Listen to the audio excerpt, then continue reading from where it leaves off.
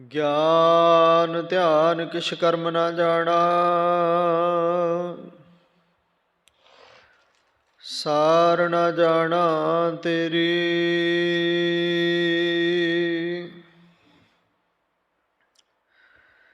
ਸਭ ਤੇ ਵੱਡਾ ਸਤਿਗੁਰ ਨਾਨਕ, ਜਿਨ ਕਲ ਰਾਖੀ ਮੇਰੀ।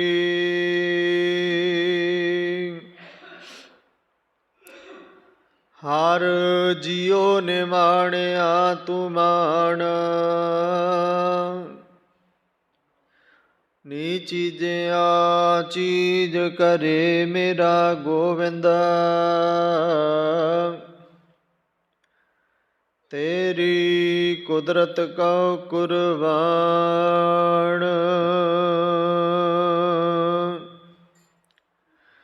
ਸਿੱਖੋ ਸ਼ਬਦ ਪਿਆਰਿਓ, ਜਨਮ ਮਰਨ ਕੀ ਟੇਕਾ। ਮੁਖ ਉਜਲ ਸਦਾ ਸੁਖੀ, ਨਾਨਕ ਸਿਮਰਤ ਏਕਾ।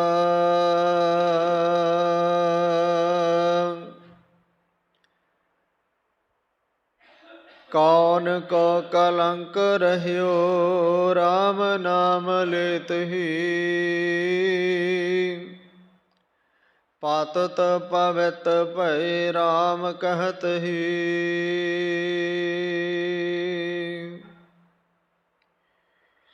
ਸੋ ਕਹੋ ਟਲ ਗੁਰ ਸੇਵੀਐ, ਅਹਨਿਸ ਸਹਜ ਸੁਪਾਏ।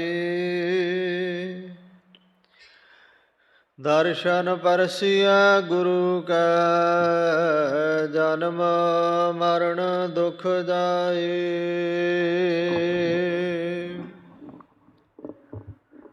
ਸਤਿਨਾਮ ਸ੍ਰੀ ਵਾਹਿਗੁਰੂ ਸਾਹਿਬ ਜੀਓ। ਰਾਗ ਬੈਰਾੜੀ ਮਹੱਲਾ ਚੌਥਾ। ਘਰ ਪਹਿਲਾ ਦੁਪਦੀ, ਇਕ ਓੰਕਾਰ ਸਤਿਗੁਰ ਪ੍ਰਸਾਦ। ਸੁਨ ਮਨ ਅਕਥ ਕਥਾ ਹਰਿ ਨਾਮ, ਰਿਦ ਬੁੱਧ ਸਿੱਧ ਸੁਖ ਪਾਵੈ। ਭਜ ਗੁਰਮਤਿ ਹਰਿ ਰਾਮ ਰਾਮ, ਸੁਨ ਮਨ ਅਕਥ ਕਥਾ ਹਰਿ ਨਾਮ। ਰਿਦ ਬੁੱਧ ਸਿੱਧ ਸੁਖ ਪਾਵੈ। ਭਜ ਗੁਰਮਤਿ ਹਰਿ ਰਾਮ ਰਾਮ। ਰਹਾਉ ਨਾਨਾ ਖਿਆਨ ਪੁਰਾਨ ਜਸ ਊਤਮ, ਖਟ ਦਰਸ਼ਨ ਗਾਵੈ ਰਾਮ। ਸ਼ੰਕਰ ਕਰੋੜ ਤੇਤੀਸ ਧਿਆਇਓ, ਨਹੀਂ ਜਾਣਿਓ ਹਰਿ ਮਰਮਾਮ। ਸੁਰ ਨਰ ਗਣ ਗੰਧਰਵ ਜਸ ਗਾਵੈ, ਸਭ ਗਾਵਤ ਜੀਤ ਉਪਾਮ। ਨਾਨਕ ਕਿਰਪਾ ਕਰੀ ਹਰਿ ਸਿਆਮ, ਨਾਨਕ ਕਿਰਪਾ ਕਰੀ ਹਰਿ। ਜਿਨ ਕਾ ਤੇ ਸੰਤ ਭਲੇ ਹਰਿ ਰਾਮ। ਸੁਰ ਨਰ ਗਣ ਗੰਧਰਵ ਜਸ ਗਾਵੈ, ਸਭ ਗਾਵਤ ਜੇਤ ਉਪਾਮ। ਨਾਨਕ ਕਿਰਪਾ ਕਰੀ ਹਰਿ, ਜਿਨ ਕਾ ਤੇ ਸੰਤ ਭਲੇ ਹਰਿ ਰਾਮ।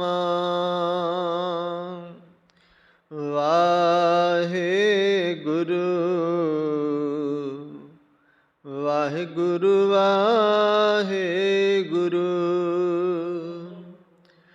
ਵਾਹਿਗੁਰੂ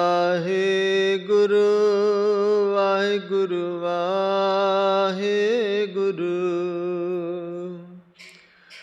ਵਾਹਿਗੁਰੂ।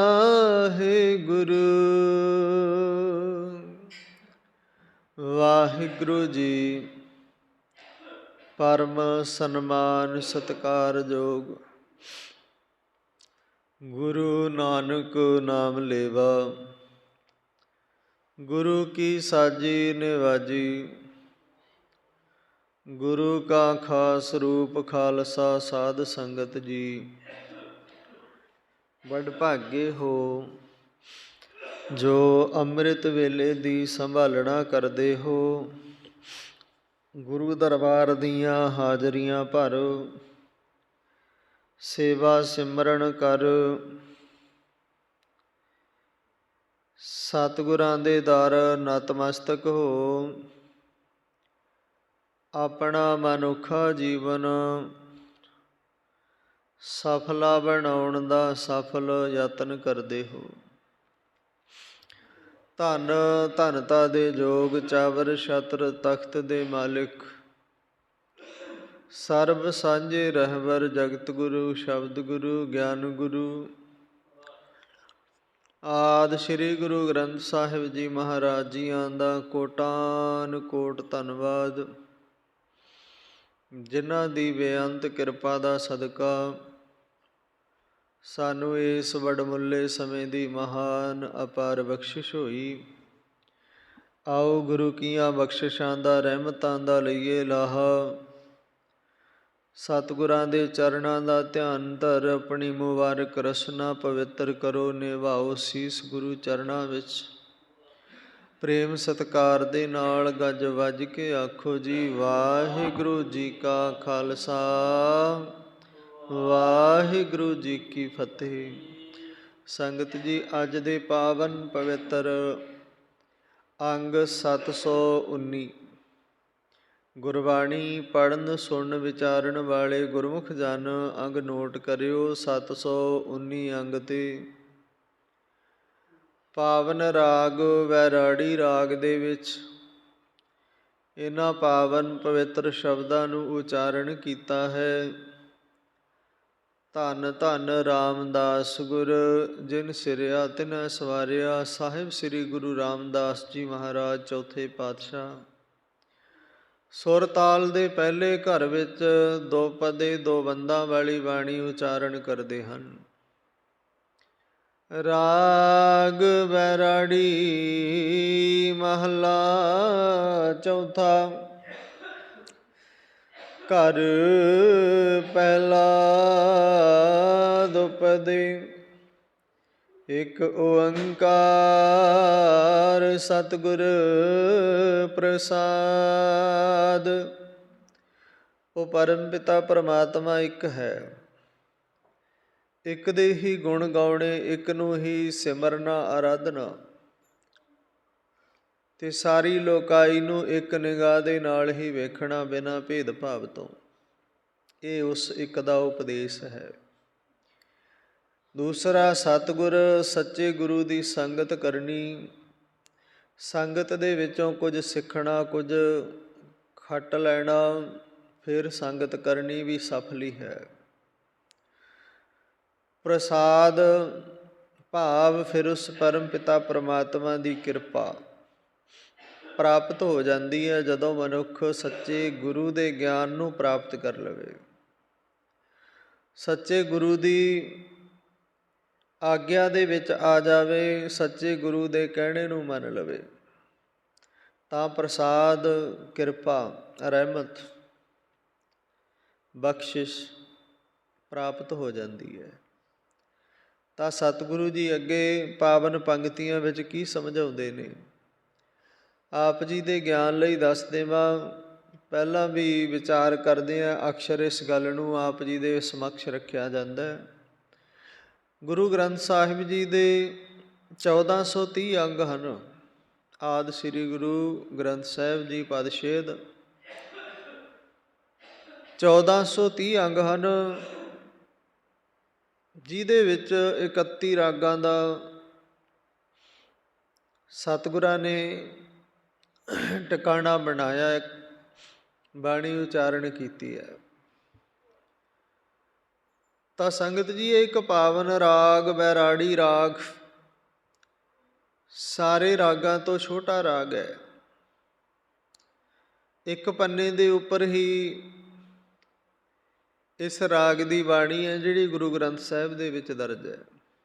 ਇੱਕ ਪੰਨੇ 2 ਅੰਗਾਂ 'ਤੇ ਸਭ ਤੋਂ ਵੱਧ ਬਾਣੀ ਜਿਹੜੀ ਇਸ ਰਾਗ ਦੇ ਵਿੱਚ ਹੈ, ਚੌਥੇ ਪਾਤਸ਼ਾਹ ਗੁਰੂ ਰਾਮਦਾਸ ਜੀ ਮਹਾਰਾਜ ਜੀਆਂ ਦੀ ਹੈ। 6 ਸ਼ਬਦ ਹਨ ਸ੍ਰੀ ਗੁਰੂ ਰਾਮਦਾਸ ਜੀ ਮਹਾਰਾਜ।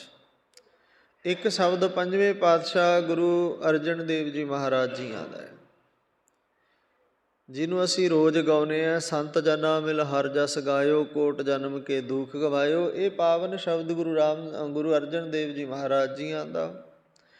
ਬਾਕੀ 6 ਸ਼ਬਦ ਇਸ ਰਾਗ ਦੇ ਗੁਰੂ ਰਾਮਦਾਸ ਜੀ ਮਹਾਰਾਜ ਜੀਆਂ ਦੇ ਉਚਾਰਨ ਕੀਤੇ ਹੋਏ ਹਨ। ਸੋਨ ਮਨ ਅਕਥ ਕਥਾ ਹਰ ਨਾਮ, ਧੰਨ ਸਤਿਗੁਰੂ ਗੁਰੂ ਰਾਮਦਾਸ ਜੀ ਮਹਾਰਾਜ ਕਹਿੰਦੇ ਆ, ਮੇਰੇ ਮਨ ਸੁਣ ਅਕਥ, ਜਿਹਦਾ ਕਥਨ ਨਹੀਂ ਕੀਤਾ ਜਾ ਸਕਦਾ, ਕਥਨ ਤੋਂ ਪਰੇ ਹੈ, ਉਹਨੂੰ ਕਹਿੰਦੇ ਆ ਅਕਥ। ਤੇ ਅਕਥ ਦੀ ਕਥਾ ਸੁਣ, ਉਹਦਾ ਨਾਮ, ਉਹਦੀ ਵਡਿਆਈ, ਉਹਦਾ ਸਭ ਕੁਝ ਕੀਤਾ ਕਰਿਆ ਚੇਤੇ ਕਰ। ਉਸ ਅਕਥ ਨੇ ਦੇਖ ਕਿੱਡਾ ਬ੍ਰਹਿਮੰਡ ਸਜਾਇਆ। ਬ੍ਰਹਿਮੰਡ ਦੇ ਵਿੱਚ ਭਾਂਤ ਭਾਂਤ ਦੇ ਚਿਹਰੇ ਬਣਾਏ ਨੇ, ਭਾਂਤ ਭਾਂਤ ਦੇ ਜੀਵ ਜੰਤ ਪੈਦਾ ਕੀਤੇ ਨੇ। ਉਸ ਦੀ ਕੁਦਰਤ ਬੇਸ਼ੁਮਾਰ ਹੈ।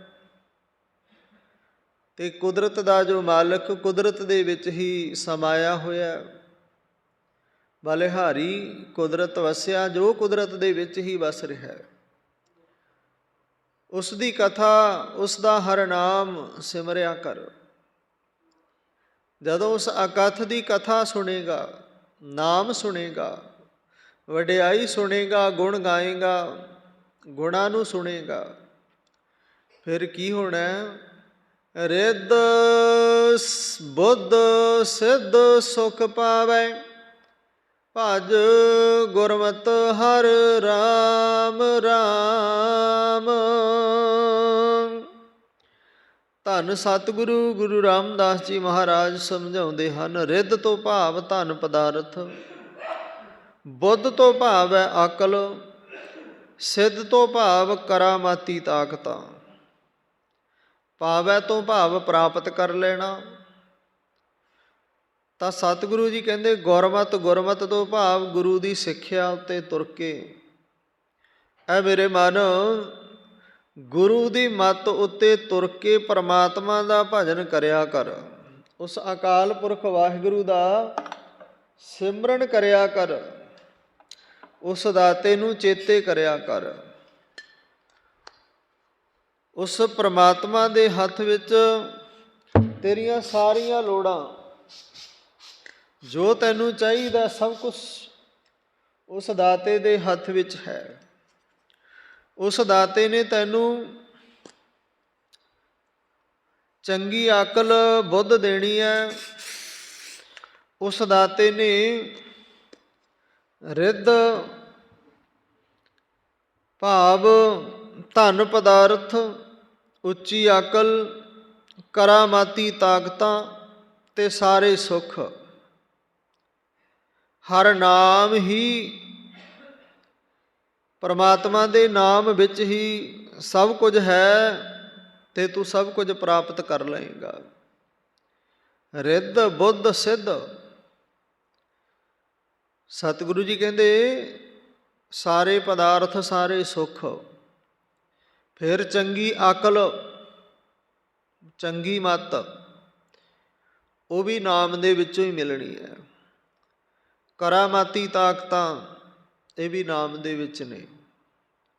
ਜਿਵੇਂ ਭਾਈ ਦੌਲਾ ਜੀ ਪਾਸ ਗੁਰੂ ਕਾ ਸਿੱਖ ਭਾਈ ਗੜੀਆ ਪ੍ਰਚਾਰ ਵਾਸਤੇ ਗਿਆ। ਹੁਣ ਗੁਰੂ ਦੇ ਸਿੱਖ ਦੇ ਜੋੜੇ ਜੋ ਪੈਰਾਂ ਵਿੱਚ ਪਾਏ ਹੋਏ ਸਨ ਨਾ, ਬਿਲਕੁਲ ਫਿੱਡੇ। ਉਸ ਨਗਰ ਦੇ ਵਿੱਚ ਭਾਈ ਸਾਹਿਬ ਰਹੇ। ਰਾਤ ਨੂੰ ਸੰਗਤਾਂ ਇਕੱਠੀਆਂ ਹੋਈਆਂ, ਗੁਰੂ ਦੀ ਵਡਿਆਈ ਹੋਈ, ਸਤ ਸੰਗਤ ਹੋਇਆ। ਸੰਗਤਾਂ ਨੇ ਬੜੇ ਚਾਅ ਨਾਲ ਭਾਈ ਸਾਹਿਬ ਦੇ ਮੁਖੋਂ ਗੁਰੂ ਹਰਗੋਬਿੰਦ ਪਾਤਸ਼ਾਹ ਦੇ ਸਮੇਂ ਦੀ ਵਡਿਆਈ ਸੁਣੀ। ਗੁਰੂ ਨਾਨਕ ਦੇਵ ਦੇ ਘਰ ਦੀਆਂ ਬਾਤਾਂ ਹੁੰਦੀਆਂ ਰਹੀਆਂ। ਸੰਗਤ ਬੜੇ ਪ੍ਰੇਮ ਨਾਲ ਸੁਣਦੀ ਰਹੀ। ਕਦੋਂ ਸਤਸੰਗ ਕਰਦਿਆਂ ਰਾਤ ਬੀਤ ਗਈ, ਕੋਈ ਪਤਾ ਨਾ ਲੱਗਿਆ। ਦਿਨ ਚੜ੍ਹਿਆ, ਸੰਗਤ ਆਪੋ ਆਪਣੇ ਕੰਮਾਂ 'ਤੇ ਚਲੀ ਗਈ, ਆਪੋ ਆਪਣੇ ਘਰਾਂ ਨੂੰ ਚਲੀ ਗਈ। ਭਾਈ ਦੌਲਾ ਜੀ ਗੁਰੂ ਕੇ ਸਿੱਖ ਦਾ ਸਤਿਕਾਰ ਕੀਤਾ, ਸਿਰਪਾਓ ਦਿੱਤਾ, ਹੋਰ ਲੰਗਰ ਪ੍ਰਸ਼ਾਦਾ ਛਕਾ ਕਰਕੇ ਪਿੰਡ ਤੋਂ ਬਾਹਰ ਤੱਕ ਵਿਦਾ ਕਰਨ ਦਾ ਜੋ ਰਿਵਾਜ ਸੀ, ਅੱਜ ਤੇ ਖਤਮ ਹੋ ਗਿਆ। ਘਰੋਂ ਹੀ ਬੰਦਾ ਚੜ੍ਹਦਾ ਤੇ ਘਰੋਂ ਹੀ ਉਤਰਦਾ ਸਾਧਨ 'ਤੇ। ਪਹਿਲੇ ਸਮਿਆਂ ਵਿੱਚ ਕੀ ਹੁੰਦਾ ਸੀ, ਕੋਈ ਰਿਸ਼ਤੇਦਾਰ ਸਾਕ ਸੰਬੰਧੀ ਆਉਂਦਾ ਤੇ ਉਸ ਦੇ ਨਾਲ ਤੁਰੇ ਜਾਣਾ ਕਾਫੀ ਦੂਰ ਤੱਕ, ਉਹਨੂੰ ਵਿਦਾ ਕਰਕੇ ਆਉਣਾ। ਭਾਈ ਦੌਲਾ ਜੀ ਗੁਰੂ ਕੇ ਸਿੱਖ ਨਾਲ ਤੁਰੇ ਜਾ ਰਹੇ ਨੇ। ਮਨ ਦੇ ਵਿੱਚ ਸ਼ੰਕਾ ਪੈਦਾ ਹੋ ਗਈ। ਭਾਈ ਦੌਲਾ ਜੀ ਪਾਸ ਵੀ ਕਰਾਮਾਤੀ ਤਾਕਤਾਂ ਸੀ। ਸੋਚਣ ਲੱਗਿਆ, ਹੈ ਗੁਰੂ ਦਾ ਸਿੱਖ, ਕਰਦਾ ਗੁਰੂ ਦਾ ਪ੍ਰਚਾਰ ਫਿਰਦਾ, ਕੀ ਗੁਰੂ ਇਹਨਾਂ ਨੂੰ ਇੰਨੀ ਤਾਕਤ ਵੀ ਨਹੀਂ ਦਿੰਦਾ ਕਿ ਇਹ ਆਪਣਾ ਸੋਹਣੇ ਕੱਪੜੇ ਪਾ ਸਕਣ, ਇਹ ਸੋਹਣੇ ਪੈਰਾਂ ਦੇ ਵਿੱਚ ਜੋੜੇ ਪਾ ਸਕੇ, ਇਹਨੂੰ ਕੁਝ ਨਾ ਕੁਝ ਮੈਂ ਦੇ ਦਿਆਂ। ਉਹਦੇ ਮਨ ਵਿੱਚ ਫੁਰਨਾ ਬਣਿਆ। ਗੁਰੂ ਦੇ ਸਿੱਖ ਨੇ ਝੱਟ ਉਸ ਦੇ ਮਨ ਦੇ ਫੁਰਨੇ ਨੂੰ ਪੜ੍ਹ ਲਿਆ। ਕਰਾਮਾਤੀ ਤਾਕਤ ਹੈ ਨਾ, ਨਾਮ ਜੋ ਜਪਦੇ ਨੇ, ਉਸ ਦੇ ਅੰਦਰ ਦੇ ਫੁਰਨੇ ਨੂੰ ਪੜ੍ਹ ਲਿਆ। ਤੇ ਭਾਈ ਦੌਲੇ ਨੂੰ ਇਸ ਤਰ੍ਹਾਂ ਧਰਤੀ ਨਜ਼ਰ ਆਉਣ ਲੱਗ ਪਈ। ਧਰਤੀ ਦੇ ਉੱਪਰ ਜਿਹੜੇ ਰੋਡ ਸੀ ਉਹ ਸੋਨੇ ਦੀਆਂ ਡਲੀਆਂ ਨਜ਼ਰ ਆਉਣ ਲੱਗ ਪਈਆਂ ਤੇ ਧਰਤੀ ਸੋਨੇ ਦੀ ਦਿਖਣ ਲੱਗ ਪਈ। ਭਾਈ ਦੌਲੇ ਨੇ ਸੋਚਿਆ, ਇਹ ਕੀ, ਮੈਂ ਤੇ ਆਪਣੀ ਕੋਈ ਸ਼ਕਤੀ ਕੋਈ ਤਾਕਤ ਲਾਈ ਹੀ ਨਹੀਂ। ਤਾਂ ਗੁਰੂ ਦਾ ਸਿੱਖ ਬੋਲ ਪਿਆ, ਕਹਿੰਦਾ, ਭਾਈ ਦੌਲਾ ਜੀ ਤੁਸੀਂ ਕੋਈ ਤਾਕਤ ਕੋਈ ਸ਼ਕਤੀ ਨਹੀਂ ਲਾਈ, ਇਹ ਸ਼ਕਤੀ ਮੈਂ ਗੁਰੂ ਹਰਗੋਬਿੰਦ ਸੱਚੇ ਪਾਤਸ਼ਾਹ ਨੂੰ ਚੇਤੇ ਕਰਕੇ ਲਾਈ ਹੈ। ਤੇਰੇ ਮਨ ਦਾ ਸ਼ੰਕਾ ਦੂਰ ਕਰਦੇ ਹਾਂ। ਸਾਨੂੰ ਗੁਰੂ ਨੇ ਬਹੁਤ ਤਾਕਤਾਂ ਦਿੱਤੀਆਂ ਨੇ, ਪਰ ਸਾਨੂੰ ਹੁਕਮ ਇਹ ਕੀਤਾ ਹੈ ਵੀ ਕਦੇ ਇਸ ਤਰ੍ਹਾਂ ਤਾਕਤਾਂ ਦੀ ਵਰਤੋਂ ਨਹੀਂ ਕਰਨੀ। ਆਖੋ ਸਤਿਨਾਮ ਸ੍ਰੀ। ਸੰਗਤ ਜੀ, ਭਾਈ ਦੌਲੇ ਦਾ ਹੰਕਾਰ ਤੋੜਨ ਵਾਸਤੇ, ਮਨ ਦਾ ਗੜ ਭਰਮ ਤੋੜਨ ਵਾਸਤੇ ਭਾਈ ਦੌਲੇ ਨੇ ਸੋਨੇ ਦੀ ਧਰਤੀ, ਸੋਨੇ ਦੇ ਰੋਡ, ਡਿਕਰੀਆਂ ਸੋਨੇ ਦੀਆਂ ਨਜ਼ਰ ਕਰਾ ਦਿੱਤੀਆਂ ਤੇ ਇਹ ਸਮਝਾ ਦਿੱਤਾ, ਗੁਰੂ ਨੇ ਸਾਨੂੰ ਤਾਕਤਾਂ ਤੇ ਬੜੀਆਂ ਦਿੱਤੀਆਂ, ਪਰ ਤਾਕਤਾਂ ਵਰਤਣ ਤੋਂ ਮਨ੍ਹਾ ਕੀਤਾ ਹੈ। ਤਾਕਤਾਂ ਬੜੀਆਂ ਦਿੰਦਾ ਗੁਰੂ, ਰਹਿਮਤਾਂ ਬੜੀਆਂ ਦਿੰਦਾ, ਰਿੱਧੀ ਸਿੱਧੀ ਸਾਡੇ ਕੋਲ ਬਹੁਤ ਹੈ, ਪਰ ਅਸੀਂ ਗੁਰੂ ਦੇ ਬਚਨ ਦੇ ਬੱਝੇ ਹਾਂ। ਅਸੀਂ ਆਪਣੀ ਜ਼ੁਬਾਨ ਤੋਂ ਕਿਸੇ ਨੂੰ ਬੁਰਾ ਬੋਲ ਵੀ ਨਹੀਂ ਬੋਲ ਸਕਦੇ। ਸਾਨੂੰ ਸਾਦਗੀ ਦੇ ਵਿੱਚ ਰਹਿਣਾ ਗੁਰੂ ਦਾ ਹੁਕਮ ਹੈ। ਅਸੀਂ ਭੜਕੀਲੇ ਚਮਕੀਲਿਆਂ ਦੇ ਵਿੱਚ ਪੈ ਗਏ ਤੇ ਫਿਰ ਅਸੀਂ ਗੁਰੂ ਦੇ ਨਾਲੋਂ ਵਿਸਰ ਜਾਵਾਂਗੇ, ਗੁਰੂ ਦੇ ਨਾਲੋਂ ਦੂਰ ਹੋ ਜਾਵਾਂਗੇ। ਇਹ ਸਾਦਗੀ ਗੁਰੂ ਨੇ ਬਖਸ਼ੀ ਹੈ ਤੇ ਸਰੀਰ ਵੀ ਗੁਰੂ ਦਾ, ਤਨ ਮਨ ਧਨ ਸਭ ਸੌਂਪ ਗੁਰ ਕੋ ਮੈਂ, ਸਭ ਕੁਝ ਗੁਰੂ ਨੂੰ ਸੌਂਪਿਆ ਹੋਇਆ ਹੈ। ਗੁਰੂ ਇਸ ਸਰੀਰ ਨੂੰ ਭਾਵੇਂ ਪਾਟੇ ਕੱਪੜਿਆਂ 'ਚ ਰੱਖੇ, ਭਾਵੇਂ ਮਖਮਲੀ ਰੇਸ਼ਮੀ ਪੋਸ਼ਾਕਾਂ ਦੇ ਦੇਵੇ, ਇਹ ਮੇਰਾ ਨਹੀਂ ਹੈ। ਮਨ ਵੀ ਮੇਰਾ ਨਹੀਂ, ਤਨ ਵੀ ਮੇਰਾ ਨਹੀਂ, ਤੇ ਫਿਰ ਇਹ ਧਨ ਹੈ ਜਿਹੜਾ, ਇਹ ਵੀ ਮੇਰਾ ਨਹੀਂ, ਉਸ ਦਾਤੇ ਦਾ ਹੈ। ਇਸ ਤਰ੍ਹਾਂ ਸਤਿਗੁਰੂ ਜੀ ਕਿਰਪਾ ਕਰਦਾ, ਆਪਣੇ ਪਿਆਰਿਆਂ ਨੂੰ ਰਿੱਧ ਬੁੱਧ ਚੰਗੀ ਅਕਲ ਵੀ ਦਿੰਦਾ, ਸਿੱਧ ਕਰਾਮਾਤੀ ਤਾਕਤਾਂ ਵੀ ਦਿੰਦਾ। ਸੁਖ ਪਾਵੈ ਭਜ ਗੁਰਮਤਿ ਹਰ ਹਰ, ਰਾਮ ਰਾਮ। ਜਦੋਂ ਉਸ ਪਰਮਾਤਮਾ ਦਾ ਰਾਮ ਦਾ ਨਾਮ ਜਪਾਂਗੇ, ਗੁਰਮਤਿ ਦੇ ਧਾਰਨੀ ਬਣਾਂਗੇ, ਤਾਂ ਇਹ ਸਭ ਕੁਝ ਪ੍ਰਾਪਤ ਹੋ ਜਾਂਦਾ। ਸੰਗਤ ਜੀ, ਕਦੇ ਨੇਮ ਅਨੁਸਾਰ ਚੌਂਕੜਾ ਮਾਰ ਕੇ ਉਸ ਪਰਮਾਤਮਾ ਦਾ ਸਿਮਰਨ ਕਰਕੇ ਵੇਖਿਓ, ਦਿਨ ਬੈ ਦਿਨ ਫਰਕ ਪਏਗਾ। ਜਦੋਂ 5-7 ਦਿਨ ਹੋ ਗਏ ਨਾ ਚੌਂਕੜਾ ਵੱਜਦੇ ਨੂੰ, ਵਾਹਿਗੁਰੂ ਵਾਹਿਗੁਰੂ ਦਾ ਸਿਮਰਨ ਕਰੋਗੇ ਤੇ ਉਸ ਤੋਂ ਬਾਅਦ ਆਪਣੇ ਆਪ ਮਹਿਸੂਸ ਹੋਣ ਲੱਗ ਪਏਗਾ ਵੀ ਘਰ ਵਿੱਚ ਪਹਿਲਾਂ ਨਾਲੋਂ ਕੁਝ ਬਦਲਿਆ ਬਦਲਿਆ ਨਜ਼ਰ ਆਏਗਾ। ਪਹਿਲਾਂ ਵਾਲੇ ਜੀਵਨ ਤੇ ਸਿਮਰਨ ਕਰਨ ਤੋਂ ਬਾਅਦ ਜਿਹੜਾ ਜੀਵਨ ਜਿਉਣਾ ਹੈ ਉਹਦੇ ਵਿੱਚ ਅੰਤਰ ਵੇਖਿਓ, ਬਹੁਤ ਫਰਕ ਪੈਂਦਾ। ਤਾਂ ਰਹਾਉ ਦਾ ਵਿਸਰਾਮ ਦੇ ਸਤਿਗੁਰੂ ਜੀ ਕਹਿੰਦੇ ਨੇ, ਨਾਨਾ ਖਿਆਨ ਪੁਰਾਨ ਜਸ ਉਤਮ, ਖਟ ਦਰਸ਼ਨ ਗਾਵਹਿ ਰਾਮ। ਨਾਨਾ ਖਿਆਨ ਭਾਵ ਨਾਨਾ ਅਖਿਆਨ, ਨਾਨਾ ਤੋਂ ਭਾਵ ਕਈ ਕਿਸਮਾਂ ਦੇ, ਅਖਿਆਨ ਤੋਂ ਭਾਵ ਪ੍ਰਸੰਗ ਹੈ। ਖਟ ਦਰਸ਼ਨ, ਖਟ ਤੋਂ ਭਾਵ ਹੁੰਦਾ 6 ਸ਼ਾਸਤਰ।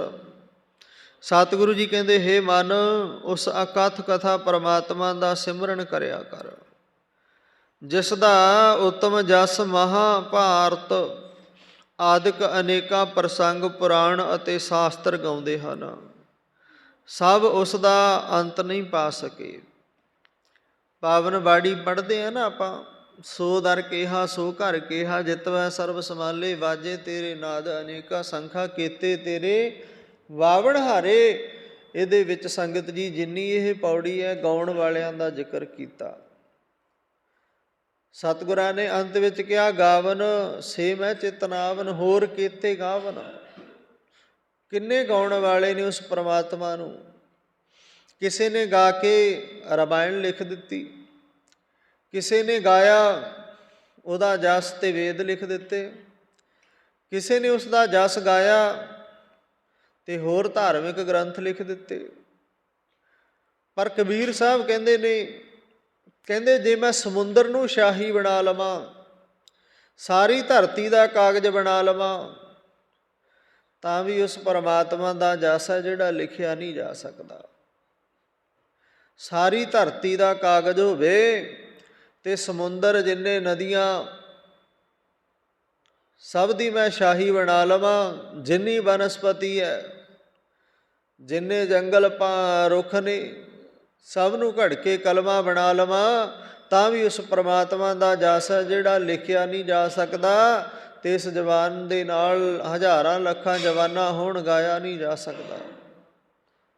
ਉਹ ਬੇਅੰਤ ਅਕਥ ਕਥਾ, ਉਸ ਦੀ ਕਥਾ ਕੋਈ ਨਹੀਂ ਕਰ ਸਕਦਾ। ਜੇ ਕੋਈ ਕਹੇ ਮੈਂ ਉਸ ਦੀ ਕਥਾ ਕਰ ਸਕਦਾ, ਬਿਲਕੁਲ ਨਹੀਂ, ਇਹ ਉਸ ਦਾ ਵਹਿਮ ਹੈ, ਭਰਮ ਹੈ। ਹਾਂ, ਉਸ ਦੇ ਘਰ ਦੀ ਵਡਿਆਈ ਥੋੜ੍ਹੀ ਬਹੁਤੀ ਕੀਤੀ ਜਾ ਸਕਦੀ ਹੈ, ਜਿੰਨੀ ਕੋ ਨੇ ਸੇਵਾ ਬਖਸ਼ੀ ਹੈ, ਲੈਣੀ ਹੈ, ਮਤ ਬੁੱਧ ਹੈ, ਉਨੀ ਕੁ ਆਪਾਂ ਕਰ ਸਕਦੇ ਹਾਂ। ਪਰ ਜੇ ਕਹੀਏ ਵੀ ਮੈਂ ਸਭ ਕੁਝ ਕਰ ਸਕਦਾ, ਮੇਰੇ ਵਰਗਾ ਕੋਈ ਦੂਸਰਾ ਗਿਆਨੀ ਨਹੀਂ, ਮੇਰੇ ਵਰਗਾ ਕੋਈ ਦੂਜਾ ਸੇਵਾਦਾਰ ਨਹੀਂ, ਇਹ ਸਾਡਾ ਭਰਮ ਹੈ। ਦੁਨੀਆ ਪਰੇ ਤੋਂ ਪਰੇ ਪਈ ਹੈ। ਤਾਂ ਸਤਿਗੁਰੂ ਜੀ ਅੱਗੇ ਸਮਝਾਉਂਦੇ ਆ, ਸ਼ੰਕਰ ਕਰੋੜ 33 ਧਿਆਇਓ, ਨਹੀਂ ਜਾਣਿਓ ਮਰਮਾਮ।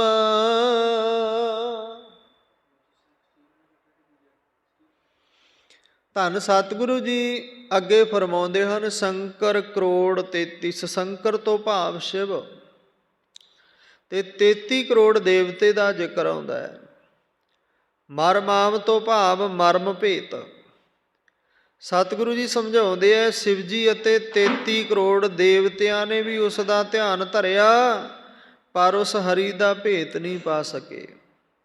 33 ਕਰੋੜ ਦੇਵਤਿਆਂ ਨੇ ਉਸ ਪਰਮਾਤਮਾ ਦਾ ਧਿਆਨ ਧਰਿਆ, ਪਰ ਉਸ ਦਾ ਭੇਤ ਅੰਤ ਇਹ ਵੀ ਨਹੀਂ ਪਾ ਸਕੇ। ਬ੍ਰਹਮਾ ਨੇ ਜਿੱਦ ਕਰ ਲਈ ਵੀ ਮੈਂ ਉਸ ਪਰਮਾਤਮਾ ਦਾ ਅੰਤ, ਉਸ ਦਾ ਹੱਦ ਬੰਨਾ ਲੱਭ ਕੇ ਰਵਾਂਗਾ। ਬ੍ਰਹਮਾ ਭਾਲਣ ਗਿਆ ਭਾਈ ਗੁਰਦਾਸ ਦੀਆਂ 12 ਵਿੱਚ, ਬ੍ਰਹਮਾ ਨੇ ਬੜਾ ਯਤਨ ਕੀਤਾ ਭਾਲਣ ਦਾ, ਲੱਭਣ ਦਾ, ਉਸ ਨੂੰ ਖੋਜਣ ਦਾ, ਪਰ ਅੰਤ ਨੇਤੀ ਨੇਤੀ ਕਹਿ ਉੱਠਿਆ ਵੀ ਹੋਰ ਪਰੇ ਹੈ, ਹੋਰ ਪਰੇ ਹੈ, ਉਹਦਾ ਅੰਤ, ਉਸ ਦਾ ਹੱਦ ਬੰਨਾ ਨਹੀਂ ਲੱਭਿਆ ਜਾ ਸਕਦਾ। ਵਾਕਈ ਉਹ ਅਕਥ ਹੈ, ਵਾਕਈ ਉਹ ਬੇਅੰਤ ਹੈ। ਸਾਨੂੰ ਪੈਦਾ ਕਰਕੇ ਸਾਡੇ ਅੰਦਰ ਹੀ ਉਹ ਸਮਾ ਗਿਆ, ਬਹਿ ਗਿਆ, ਅਸੀਂ ਆਪਣੇ ਅੰਦਰੋਂ ਹੀ ਉਹਨੂੰ ਲੱਭ ਨਹੀਂ ਸਕੇ। ਨਾਲ ਗੁਰਬਾਣੀ ਦੇ ਵਿੱਚ ਸਤਿਗੁਰਾਂ ਨੇ ਪ੍ਰਮਾਣ ਦੇ ਦਿੱਤਾ, ਤੁਹਾਡੇ ਅੰਦਰੋਂ ਰਹਿੰਦਾ ਕਿੱਥੇ ਹੈ? 9 ਦਰਵਾਜ਼ੇ ਪ੍ਰਗਟ ਕੀਏ, 10ਵਾਂ ਗੁਪਤ ਰਖਾਇਆ। 9 ਦਰਵਾਜ਼ੇ ਇਸ ਸਰੀਰ ਦੇ ਖੋਲ੍ਹ ਦਿੱਤੇ। ਇਹਨਾਂ ਰਾਹੀਂ ਬਾਹਰ ਜਾਇਆ ਜਾ ਸਕਦਾ ਹੈ। ਸੰਗਤ ਜੀ, 10ਵਾਂ ਗੁਪਤ ਰਖਾਇਆ। ਜਿਸ ਥਾਂ 'ਤੇ ਉਹ ਪਰਮਾਤਮਾ ਬੈਠਿਆ ਉਹ ਗੁਪਤ ਹੈ। ਬਿਰਲੇ ਜਨ ਨੇ ਜਿਹੜੇ ਇਸ ਦਰਵਾਜ਼ੇ ਨੂੰ ਖੋਲ੍ਹਣ ਦਾ ਯਤਨ ਕਰਦੇ ਨੇ। ਉਹ ਜਿਨ੍ਹਾਂ ਨੇ ਦਰਵਾਜ਼ੇ ਨੂੰ ਖੋਲ੍ਹਣ ਦਾ ਯਤਨ ਕੀਤਾ ਉਹ ਅੰਮ੍ਰਿਤ ਵੇਲੇ ਜਾਗੇ ਨੇ। ਉਹਨਾਂ ਨੇ ਆਪਣੀ ਭੁੱਖ 'ਤੇ ਕੰਟਰੋਲ ਕੀਤਾ ਹੈ। ਉਹਨਾਂ ਨੇ ਦੁਨਿਆਵੀ ਪਦਾਰਥਾਂ 'ਤੇ ਬੰਦਸ਼ਾਂ ਲਾਈਆਂ ਨੇ, ਕੰਟਰੋਲ ਕੀਤਾ ਹੈ। ਗੁਰੂ ਦੇ ਸ਼ੁਕਰ ਸਬਰ ਵਿੱਚ ਉਹਨਾਂ ਨੇ ਆਪਣਾ ਜੀਵਨ ਜਿਉਇਆ। ਉਹਨਾਂ ਦੀਆਂ ਲਾਲਸਾਵਾਂ ਨੇ, ਜਿਹੜੀਆਂ ਇਛਾਵਾਂ ਨੇ, ਉਹ ਘਟ ਗਈਆਂ। ਤਾਂ ਸਤਿਗੁਰੂ ਜੀ ਸਮਝਾਉਂਦੇ ਨੇ, ਸੁਰ ਨਰ ਗਣ ਗੰਧਰਵ ਜਸ ਗਾਵੈ, ਸ਼ੰਕਰ ਕਰੋੜ 33 ਧਿਆਇਓ, ਨਹੀਂ ਜਾਣਿਓ ਹਰ ਮਰ ਮਾਮ। ਸੁਰ ਨਰ ਗਣ ਗੰਧਰਵ ਜਸ ਗਾਵੈ, ਸਭ ਗਾਵਤ ਜੀਤ ਉਪਾਮ। ਸਤਿਗੁਰੂ ਜੀ ਇੱਥੇ ਉਹਨਾਂ ਗਾਉਣ ਵਾਲਿਆਂ ਦਾ ਜ਼ਿਕਰ ਕਰਦੇ ਨੇ। ਸੁਰ ਤੋਂ ਭਾਵ ਦੇਵਤੇ, ਨਰ ਤੋਂ ਭਾਵ ਮਨੁੱਖ, ਗਣ ਤੋਂ ਭਾਵ ਸ਼ਿਵ ਜੀ ਦੇ ਸੇਵਕ, ਗੰਧਰਵ ਦੇਵਤਿਆਂ ਦੇ ਰਾਗੀ, ਜੋ ਦੇਵਤਿਆਂ ਦੇ ਨਾਲ ਸਾਜ਼ ਵਜਾਉਣ ਵਾਲੇ ਨੇ, ਦੇਵਤਿਆਂ ਦਾ ਮਨੋਰੰਜਨ ਕਰਾਉਂਦੇ ਨੇ, ਸ਼ਬਦ ਗਾਇਨ ਕਰਦੇ ਨੇ, ਸੋਹਣਾ ਸੰਗੀਤ ਪੇਸ਼ ਕਰਦੇ ਨੇ ਉਹਨਾਂ ਦੇ ਸਾਹਮਣੇ। ਉਹਨਾਂ ਨੂੰ ਗੰਧਰਵ ਕਹਿੰਦੇ ਨੇ। ਤਾਂ ਸਤਿਗੁਰੂ ਜੀ ਸਮਝਾਉਂਦੇ ਨੇ, ਕਹਿੰਦੇ ਗਣ ਸ਼ਿਵ ਜੀ ਦੇ ਸੇਵਕ, ਗੰਧਰਵ ਦੇਵਤਿਆਂ ਦੇ ਰਾਗੀ, ਜੇਤ ਜਿਤਨੀ ਵੀ ਉਪਾਮ ਤੋਂ ਭਾਵ ਪੈਦਾ ਕੀਤਾ ਹੋਇਆ ਪਸਾਰਾ। ਤਾਂ ਸਤਿਗੁਰੂ ਜੀ ਫਿਰ ਸਮਝਾਉਂਦੇ ਆ, ਹੇ ਮਨ, ਉਸ ਪਰਮਾਤਮਾ ਦੀ ਕਥਾ ਸੁਣਿਆ ਕਰ, ਜਿਸ ਦਾ ਜਸ ਦੇਵਤੇ ਮਨੁੱਖ ਗਣ ਗੰਧਰਵ ਗਾਉਂਦੇ ਆ ਰਹੇ ਹਨ। ਜਿਤਨੀ ਵੀ ਪੈਦਾ ਕੀਤੀ ਹੋਈ ਸ੍ਰਿਸ਼ਟੀ ਹੈ, ਸਾਰੀ ਉਸ ਪਰਮਾਤਮਾ ਦੇ ਗੁਣ ਗਾਉਂਦੀ ਹੈ। ਜਿੰਨੀ ਵੀ ਇਹ ਸ੍ਰਿਸ਼ਟੀ ਹੈ ਉਸ ਪਰਮਾਤਮਾ ਨੇ ਪੈਦਾ ਕੀਤੀ, ਸਾਰੀ ਹੀ ਉਸ ਦੇ ਗੁਣ ਗਾਉਂਦੀ ਹੈ। ਗਾਵੈ ਇੰਦ ਇੰਦਾਸਣ ਬੈਠੇ, ਦੇਵਤਿਆਂ ਦਰ ਨਾਲੇ। ਇੰਦ ਭਾਵ ਇੰਦਰ, ਇੰਦਰ ਦੇ ਰਾਜ ਵਿੱਚ ਜਿੰਨੇ ਵੀ ਦੇਵੀ ਦੇਵਤੇ, ਜਿੰਨੇ ਗਣ ਗੰਧਰਵ, ਸਭ ਉਸ ਪਰਮਾਤਮਾ ਦਾ ਜਸ ਗਾ ਰਹੇ ਨੇ। ਫਿਰ ਤੂੰ ਵੀ ਗਾਇਆ ਕਰ। ਤੈਨੂੰ ਗਾਉਣ ਤੋਂ ਕਦੋਂ ਉਸ ਪਰਮਾਤਮਾ ਨੇ ਮਨਾ ਕੀਤਾ? ਗੁਰੂ ਰੋਜ਼ ਫਰਮਾਉਂਦਾ, ਆਵੋ ਸਿੱਖ ਸਤਿਗੁਰੂ ਕੇ ਪਿਆਰਿਓ, ਗਾਵੋ ਸੱਚੀ ਬਾਣੀ।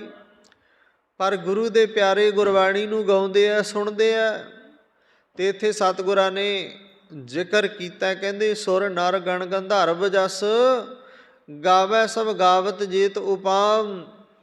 ਉਸ ਪਰਮਾਤਮਾ ਦੀ ਕਥਾ ਸਾਰੀ ਸ੍ਰਿਸ਼ਟੀ ਗਾ ਰਹੀ ਹੈ, ਉਸ ਦੇ ਗੁਣ, ਉਹਦਾ ਧਿਆਨ ਸਾਰੀ ਸ੍ਰਿਸ਼ਟੀ ਧਰ ਰਹੀ ਹੈ। ਜਿਨ੍ਹਾਂ ਨੂੰ ਗਿਆਨ ਆ ਗਿਆ ਨਾ, ਉਸ ਦਾ ਧਿਆਨ ਧਰਦੇ ਨੇ। ਨਾਲ ਇਹ ਵੀ ਗੱਲ ਕਰਦੇ ਨੇ, ਮਾਣ ਹੰਕਾਰ ਨਹੀਂ ਕਰਦੇ, ਗਿਆਨ ਧਿਆਨ ਕਿਛ ਕਰਮ ਨਾ ਜਾਣਾ। ਗੁਰੂ ਨਾਨਕ ਦੇਵ ਜੀ ਮਹਾਰਾਜ ਦੇ ਬੋਲ। ਜੇ ਮੈਂ ਕਹਾਂ ਵੀ ਮੇਰੇ ਵਰਗਾ ਕੋਈ ਗਿਆਨੀ ਨਹੀਂ, ਇਹ ਮੈਂ ਗਲਤ ਹਾਂ।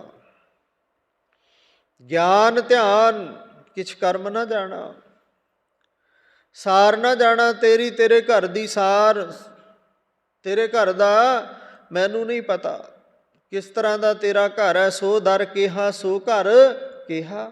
ਕਿਹੋ ਜਿਹਾ ਦਰ ਹੈ, ਕਿਹੋ ਜਿਹਾ ਘਰ ਹੈ, ਜਿਤਵੈ ਸਰਬ ਸੰਭਾਲੇ, ਜਿੱਥੇ ਬਹਿ ਕੇ ਤੂੰ ਸਾਰਿਆਂ ਦੀ ਸਾਰ ਸੰਭਾਲ ਕਰਦਾ।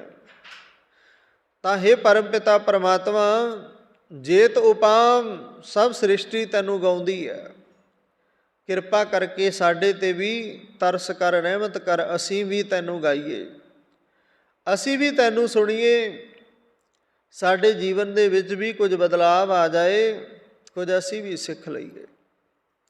ਨਾਨਕ ਕਿਰਪਾ ਕਰੀ ਹਰ ਜਿਨ ਕੋ, ਤੇ ਸੰਤ ਭਲੇ ਹਰ ਰਾਮ। ਅੰਤਿਮ ਪੰਕਤੀਆਂ ਵਿੱਚ ਧੰਨ ਗੁਰੂ ਰਾਮਦਾਸ ਜੀ ਮਹਾਰਾਜ ਫਰਮਾਉਂਦੇ ਹਨ, ਧੰਨ ਸਤਿਗੁਰੂ ਜੀ ਫਰਮਾਉਂਦੇ ਹਨ, ਨਾਨਕ ਕਿਰਪਾ ਕਰੀ ਹਰ ਜਿਨ ਕੋ, ਤੇ ਸੰਤ ਭਲੇ ਹਰ ਰਾਮ। ਹੇ ਨਾਨਕ, ਪਰਮਾਤਮਾ ਜਿਨ੍ਹਾਂ ਉੱਤੇ ਕਿਰਪਾ ਕਰਦਾ ਉਹ ਮਨੁੱਖ ਉੱਚੇ ਜੀਵਨ ਵਾਲੇ ਸੰਤ ਬਣ ਜਾਂਦੇ ਨੇ। ਉਂਝ ਉਸ ਦਾ ਭੇਤ ਕੋਈ ਨਹੀਂ ਪਾ ਸਕਦਾ। ਸੰਤ ਮਹਾਤਮਾ ਬਣ ਕੇ ਵੀ ਉਸ ਪਰਮਾਤਮਾ ਦਾ ਭੇਦ ਨਹੀਂ ਪਾਇਆ ਜਾ ਸਕਦਾ। ਜੇ ਕੋਈ ਸੰਤ ਮਹਾਤਮਾ ਬਣ ਕੇ ਪਰਮਾਤਮਾ ਦੀ ਬੰਦਗੀ ਕਰਕੇ ਕਹੇ ਵੀ ਮੇਰੀ ਪਰਮਾਤਮਾ ਨਾਲ ਸਿੱਧੀ ਗੱਲ, ਤਾਂ ਇਸ ਗੱਲ ਤੋਂ ਭਗਤ ਨਾਮਦੇਵ ਜੀ ਵਰਗਿਆਂ ਨੇ ਵੀ ਕਹਿ ਦਿੱਤਾ, ਕਬੀਰ ਰਵਿਦਾਸ ਵਰਗਿਆਂ ਨੇ ਕਹਿ ਦਿੱਤਾ, ਉਸ ਪਰਮਾਤਮਾ ਦਾ ਅੰਤ ਕਿਸੇ ਨੇ ਨਹੀਂ ਪਾਇਆ। ਉਹ ਬੇਅੰਤ ਹੈ ਤੇ ਬੇਅੰਤ ਹੀ ਰਹੇਗਾ। ਉਸ ਦੇ ਗੁਣ ਗਾਓ, ਰਿੱਧ ਸਿੱਧ ਨੌ ਨਿੱਧ ਸਭ ਕੁਝ ਪ੍ਰਾਪਤ ਹੋ ਜਾਣਾ। ਪਰ ਔਖੀ ਗੱਲ ਇਹ ਹੈ ਵੀ ਆਖਣ ਔਖਾ ਸਾਚਾ ਨਾ ਉਹ। ਆਖਣਾ ਤੇ ਉਹਦਾ ਨਾਮ ਹੀ ਔਖਾ, ਬਾਕੀ ਤੇ ਸਭ ਕੁਝ ਸੌਖਾ ਹੈ।